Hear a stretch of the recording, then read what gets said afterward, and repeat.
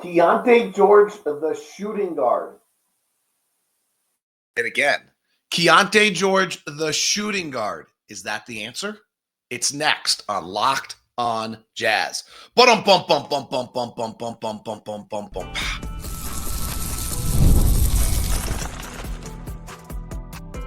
You are Locked on Jazz, your daily podcast on the Utah Jazz. Part of the Locked on Podcast Network. Your team every day. How are you? I'm David Locke, radio voice of the Utah Jazz, Jazz NBA insider. This is Locked on Jazz. It's your daily podcast on the Utah Jazz, giving you insight, expertise, geeky in numbers, and hopefully making it way better to be a Jazz fan each and every day. Thank you so much for making Locked on Jazz your first listen of the day. We are free and available on all podcasting apps as well as on YouTube, and we have the daily newsletter that is free at lockedondaily.com. Please sign up. It's the ultimate number one stop for all NBA newsletters. Today's show is brought to you by FanDuel. From the first whistle to the final drive, FanDuel makes NFL playoffs more exciting. Right now, new customers can get $5 and get $300 in bonus bets. If you win your first bet, visit FanDuel.com to get started. Here's what we got on the program today. We will discuss whether tanking is killing trading, as the Jazz kind of missed out on another trade yesterday. Not a big deal, but just another example of a team, and this one really understandably since they had the player before him, choosing someone other than the Jazz player on a deal that the Jazz probably be willing to make. Will Hardy gave a fairly interesting 2-minute answer about the young players and their togetherness on the roster and what it means, and just shows the incredible, difficult contrast between what Will Hardy has to do in a locker room with his team and what's going on with whether the Jazz, wins are not the most important thing and development is, and it's super hard. But let's start with whether or not the Utah Jazz have found a position that allows Keyonte George to thrive. The Utah Jazz second-year guard last night, former 16th pick of the draft, Keyonte George, last night played shooting guard almost the whole night. Not totally, but almost the whole night last night. And at 6'4", 185, it's not an outlandish position for him. He might be a tiny bit small for him, but it's not a terrible spot. So it's there's some legitimacy to it that I think it could work. Last night, just if you want to, Keyonte played with Isaiah for the first kind of 5 minutes of the quarter. Then he played about 3 minutes on his own. And then he played about 2 minutes on his own. He closed the first half with Isaiah. So they were close to each other. Isaiah played actually in 3 stints. Keyonte played in 2. And then the same thing in the third and fourth quarters, that Keyonte had a little bit of extra time on the floor without Isaiah Collier. So Keyonte's entire night last night is not spent totally off the floor or without as the shooting guard. I mean, I think I don't want to be misleading. I want to be at least somewhat accurate. And if we dug into it, I could dig into and have really small sample sizes of looking at the box score and saying, okay, well, in the first period when Isaiah goes out of the game and Keyonte stays in for those kind of 3 minute stint there from the 5 minute mark to the 2 minute mark, what did Keyonte do there? And there's probably, before we make too many outlandish kind of comments here, that like Keyonte is a shooting guard and shouldn't play point guard or anything of that nature, which I think would probably be a bit much. It is worth noting that that's, that this is kind of the way it played, is that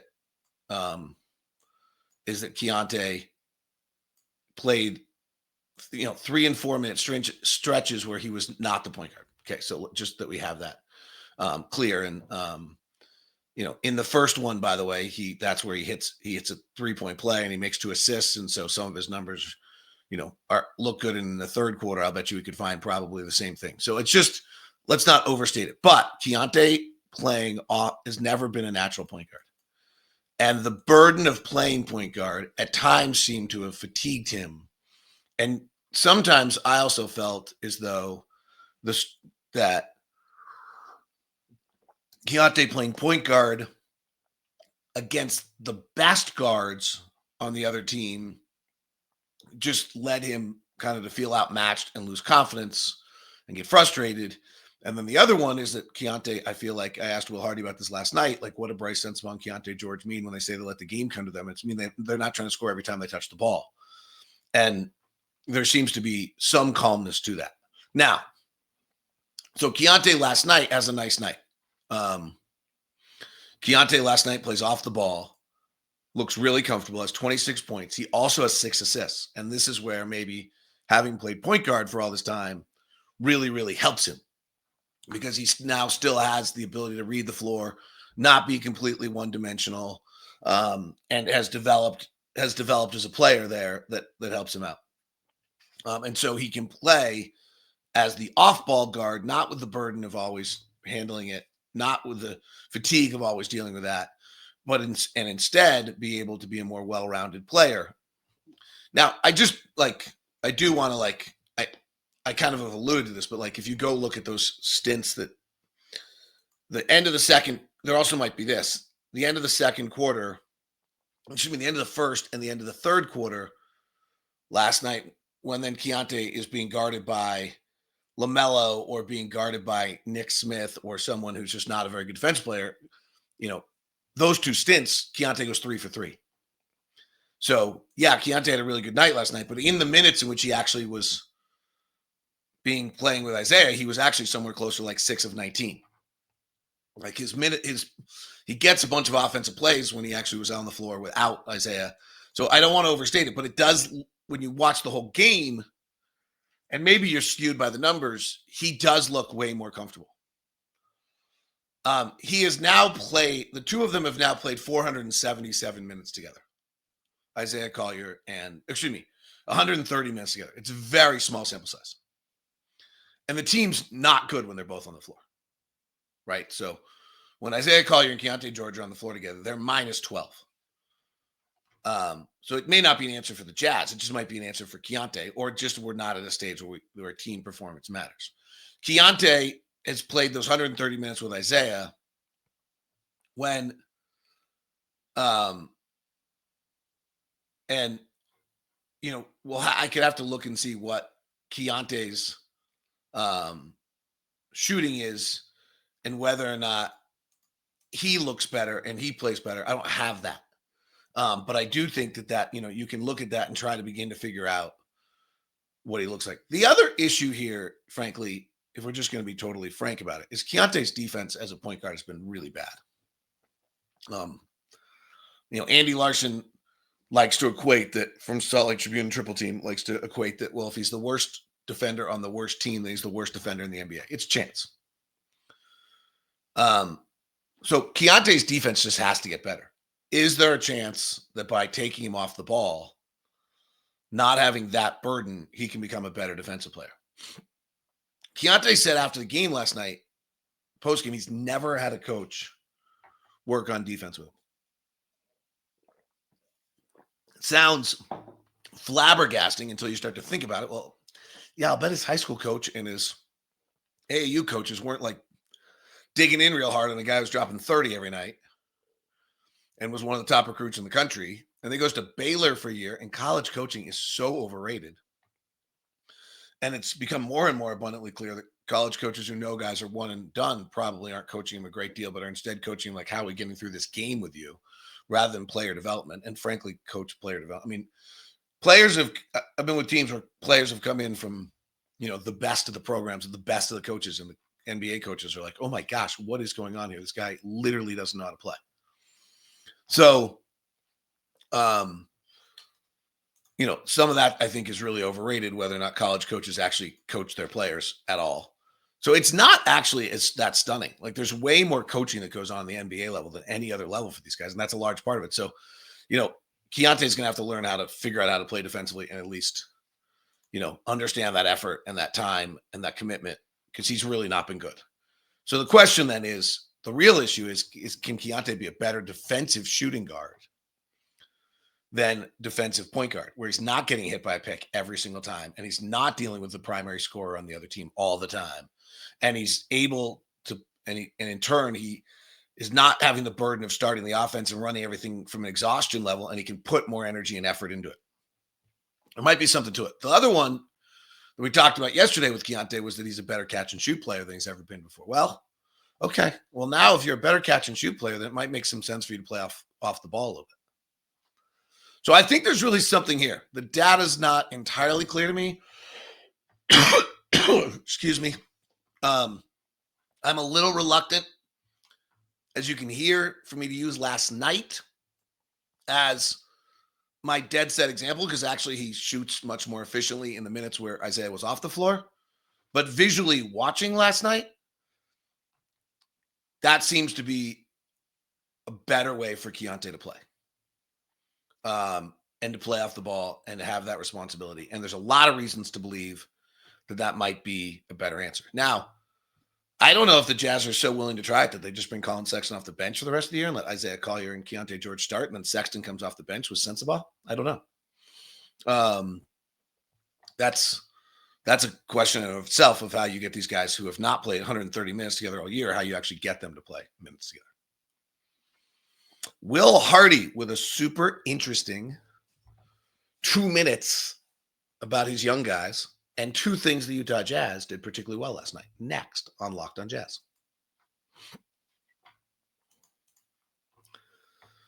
Today's edition of Locked on Jazz is brought to you by FanDuel. It is the NFL season. First whistle to final drive. NFL playoffs are here. This is the big weekend. This is really the weekend. And right now, new customers can bet $5 to get $300 in bonus bets. So if you win your first bet, that's $300 to keep the action going. The FanDuel app is easy to navigate, and the variety of bets keeps up with every game. Plus, when you win, you get paid instantly. No waiting around for your winnings, whether you're betting on your favorite team or just looking to add some extra excitement to the playoffs. FanDuel has you covered. Just visit FanDuel.com to join today and get started with $300 in bonus bets. That's FanDuel.com. Make the playoff season unforgettable with FanDuel, official sportsbook partner of the NFL. FanDuel.com. Today's show is also brought to you by Skims. Should I tell you? Right now, at this moment, I'm not proving it to you, but it's true. So Skims makes underwear for men, and they're really comfortable. Skims is obviously your girlfriend, wife, sister loves them. They are high quality. Everyone loves them. So they made underwear for men. You got to try them. And lives up to the hype. I've always had, you got to find your particular pair, right? So I have my one brand. Everyone's the exact same. Well, now I got two brands in there because I found a new one I like. And Skims is working its way into my life. The men's line offers something for everyone, from boxer briefs to classic briefs, all designed with a perfect balance of comfort and style. Skims boxer brief is or their workout, more active lifestyle are the two that I have found to be the best. Whether working out, running errands, whatever it is, long plane flights, I go to the Skims. So shop skims.com/LockedOnNBA and the Skims stores. That's Skims Men's at skims.com/LockedOnNBA. Let them know that we sent you so that they, so we get credit. Let's be honest. So when you place your order, select podcast and survey and select our show as a drop-down menu that follows. It's all at skims.com/LockedOnNBA. Locked on Jazz. Your daily newsletter is available at Locked on Jazz Daily. Sean Woodley has caught me, sent me little googly eyeballs as a text to say that the Raptors have more subscribers than the Jazz. I think you should subscribe, not just because of Sean Woodley, because we think the content's great. You get a daily thing on the Utah Jazz. You get a big article on the national stuff. Mike Schreier today. I cannot wait to see what Mike has to say. And then you also get Josh Lloyd's fantasy tips. Pretty great one-stop, plus links to all the most important articles that are going on across the country every single day. Absolutely fabulous. Go to lockedondaily.com to get your newsletter. I find Will Hardy very thoughtful and interesting. And every now and then Will Hardy says things that are really thoughtful and really interesting. And I like to play them for you. So let's get to that. First, I wanted to comment on last night's game. For some of you, that was perfection. I thought there were two things that the Jazz did particularly well last night that were worth discussing. One is Charlotte was pretty fresh. They only played one game in like 7 days because of the fires. The Jazz kept them out of transition. Charlotte only played 12% of their possessions in transition last night. So that's a huge improvement. The Jazz were allowing, they allowed the most transition of anyone in the league and at an alarming rate. The other one is that when the Jazz did run last night, they were great in transition. The Jazz had a 1.9 points per possession in transition last night. So Jazz didn't run very much, 13% of the time. They were great. Jazz half-court defense last night was brutal, and half-court offense was not very good. So just, be clear on what happened there. Jazz just it feels like the Jazz take so many of those floaters. The Jazz last night were 11 of 32. 11 of 32 on non-paint twos. I know there's too many 2-3s in this game, blah, blah, blah. Yeah, right. Because on shots that were not threes and not at the rim, the Jazz shot 34% last night. And it just feels like they take a lot of those. I don't think last night was an inordinate amount, actually. Frankly, there's some point where 30% of your shots, 20% of your shots in the league probably have to be that. And last night, the Jazz took 34% of their shots as middies. So that's probably, I'd like that number to be 20%. I like you take 35% of your shots at the rim and 45% of your shots as threes. And last night, the Jazz only got 23% of their shots at the rim. So side note on that. The other one is the Jazz didn't turn the ball over last night. And the Jazz haven't turned the ball over much since Isaiah Collier started playing point guard, or as much. The Jazz only turned the ball over 12% of their possessions last night. So that's in the 73rd percentile. So 2 areas of real improvement last night by the Utah Jazz. Pretty cool. All right.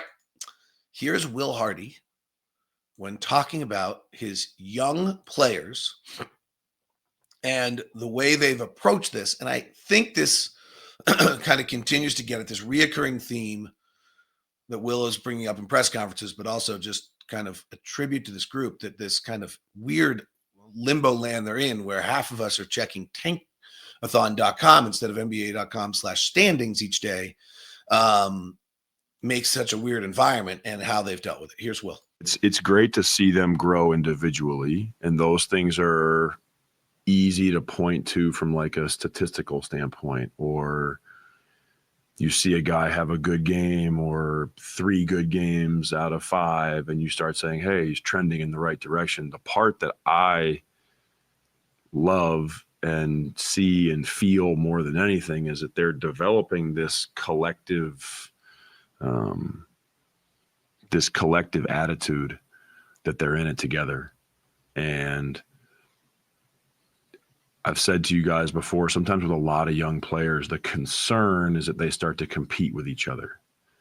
And part of that's natural and part of that's good. But if it's too much about the competition between the guys, that tears away at the fabric of the team. I haven't felt that at all. They go at each other in practice. They talk trash to each other. They get chippy and snippy and all those things, and that's healthy. But when we compete against other teams, I feel this collective attitude that they're together. And that is really important for them to continue to develop individually, because if we don't have that in the games can get ugly. So I think that they're showing a competitive spirit as a group. It's why we've been playing better basketball the last 6 to 8 weeks. And it's going to give them all a really good opportunity to continue to develop, because when we take the floor as a team, they recognize the good in each other. They know what each other does well. They know how they can help each other. And that's the part that I'm most proud of, because this situation it's very easy for the human selfish ego thing to take over and it to become all about competing with each other. And I haven't felt that at all. So there's a lot here. Really interesting comments from Will. So the 2 different things that I might bring up here, and it's funny, so one is, I think it's really an interesting comment that, hey, if we can keep these guys together and not getting so selfish that they're just playing for themselves, they all develop better. That's a hard ask. none of them have gotten paid yet. They're all trying to establish themselves in the league just as players. They're all trying to get themselves established to get paid. So it's super interesting to see that. The second one is interesting because the Jazz made a move last year at the trade deadline that I think, was a little surprising is when they moved Ochai Agbaji.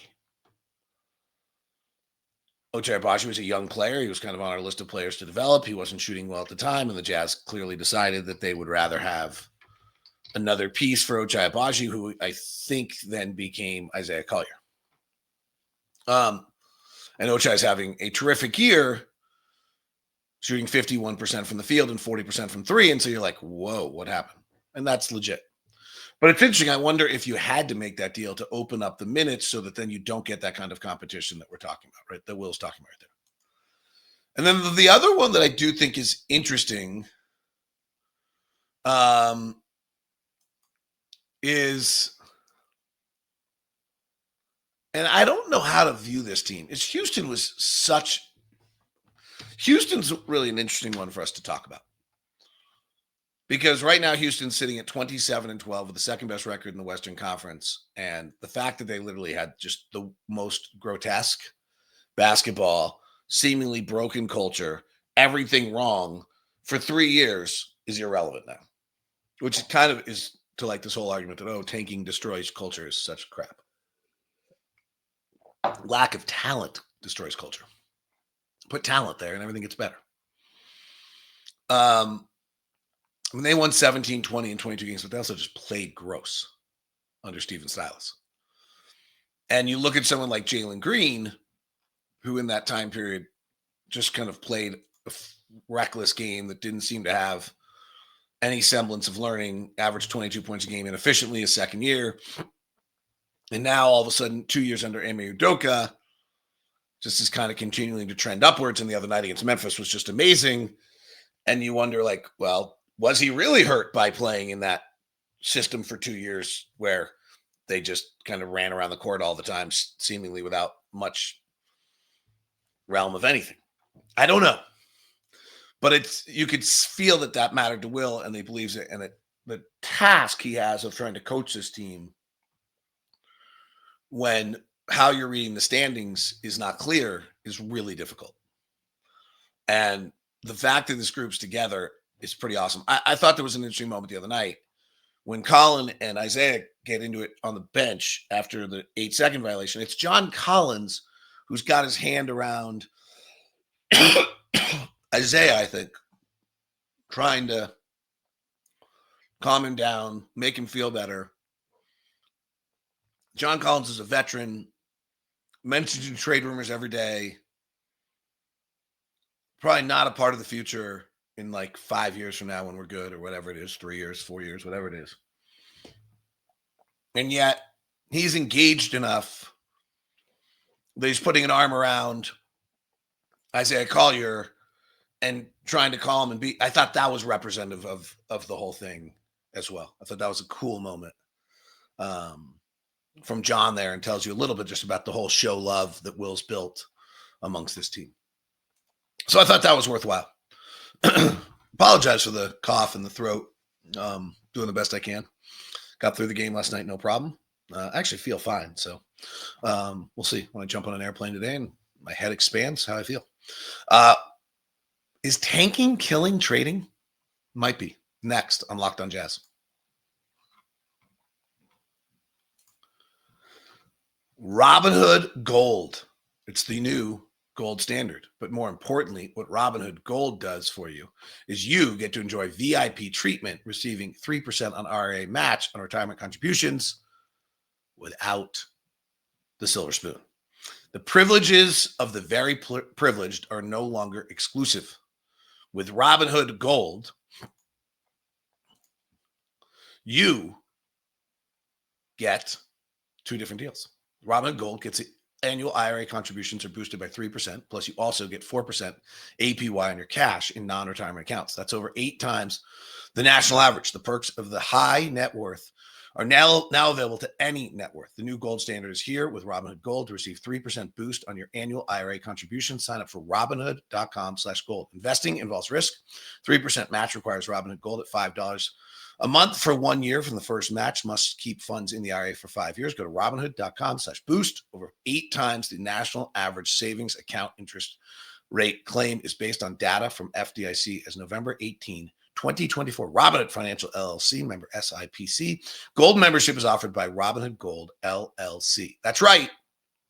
The privileges of the very privileged are no longer exclusive with Robinhood Gold.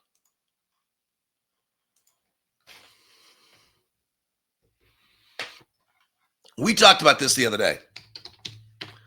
There are a collection of 7 teams that seem pretty dead set on trying to get in the best draft position they can get. And then every other team doesn't own their pick to some extent. Golden State, Sacramento, Miami do as they try to get into the playoffs. San Antonio. And Chicago has now lost 3 in a row, so who knows what's going on there. And their pick is protected 1 through 10. They could be on a colossal fade here. It also means that I wonder, it's so obvious what is going on with these 7 or 8 teams that when the teams who need draft help or player help, so let's say Denver is looking for a piece to the puzzle. So Denver talks to Washington about Kyle Kuzma. Then they talk to New Orleans about Brandon Ingram. Then they talk to Charlotte about Miles Bridges. And then they talk to Toronto about someone. Then they talk to us about John Collins. Then they talk to Portland about Jeremy Grant. Then they talk to Brooklyn about Cam Johnson. And then they talk to Chicago about Zach LaVine and Nikola Vucevic. None of those players I just mentioned are so great that you're like, oh, that's the one I have to have. Right? Like, pretend you're Calvin Booth of Denver. So you just talked to Washington about Jordan Poole, Kyle Kuzma, Jonas Valanciunas, whoever you want. You talk to New Orleans about CJ McCollum or Brandon Ingram. Like, tell me if you hear a name here that you're like, oh, that guy's way better than everyone else. Talk to Charlotte about Miles Bridges. Maybe Toronto, I'd have to look at that roster and understand who they're not willing to trade Scotty. Talk to Utah about Colin Sexton, John Collins, or Jordan Clarkson. Talk to Portland about Jeremy Grant or Anthony Simons. Talk to Brooklyn about Cam Johnson. And talk to Chicago about Zach LaVine and Nikola Vucevic. It was maybe Zach LaVine, who the league has kind of decided is nobody wants him because of his contract. Is one of those players like better than any of the others? Like, did one player I mentioned there, do you go, oh, that's that? I got to have that guy. Like, I don't think so. Like, if you get, obviously your team need is different. And CJ McCollum, like, is pretty good, but I'm actually not sure how much he's that great for a winner.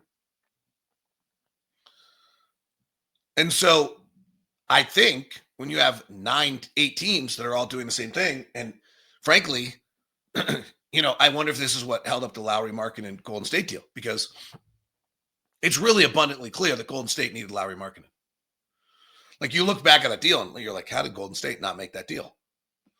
Well, clearly the answer is they didn't give the Jazz what the Jazz wanted.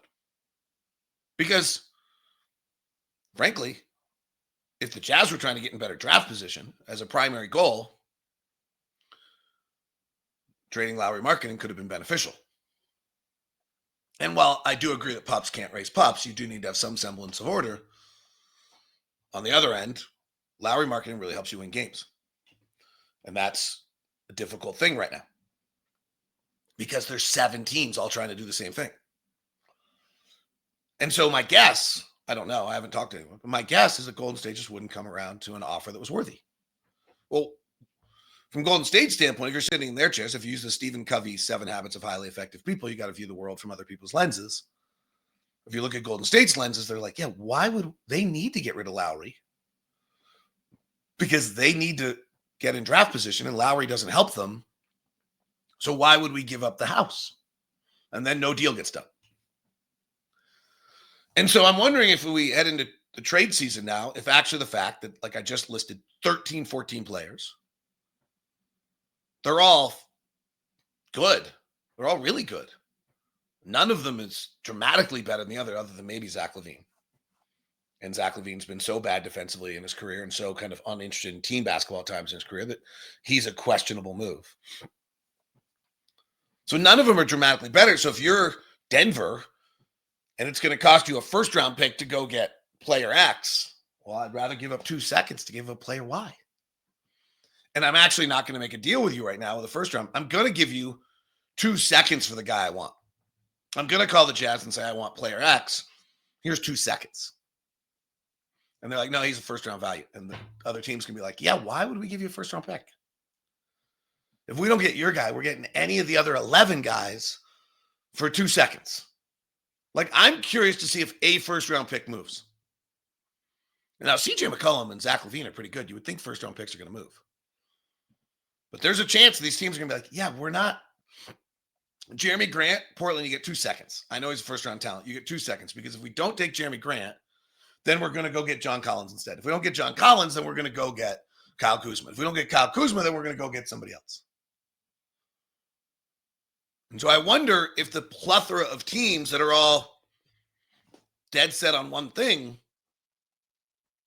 suddenly is going to make it very hard for any of those teams to get value for a player, particularly because everyone can go get somebody else and because, frankly, the teams that are Denver, in the case Calvin Booth, knows it's beneficial for you to give me that player. Like there's 7 teams. You need to actually lose value on your roster to be able to do what you want to do with 7 teams trying to do the same thing. And so therefore, I'm not actually giving you something extra because I'm actually doing you a favor by taking that player. It's an interesting concept. Feels like the trades market's really dead right now. Now, obviously, some guys became more available here recently, and we'll see what happens. That is Locked On Jazz today. Thank you very much for tuning in. If you have not followed me on all the socials, it's DLock09. If you've not signed up for the newsletter, it's Locked On Daily. And please follow or subscribe to today's program at Locked On Daily as a daily newsletter. Right now, we'll send you the first ever national 24/7 NBA channel, Locked On NBA. Also, check out Game Night after every game, every night on Locked On NBA.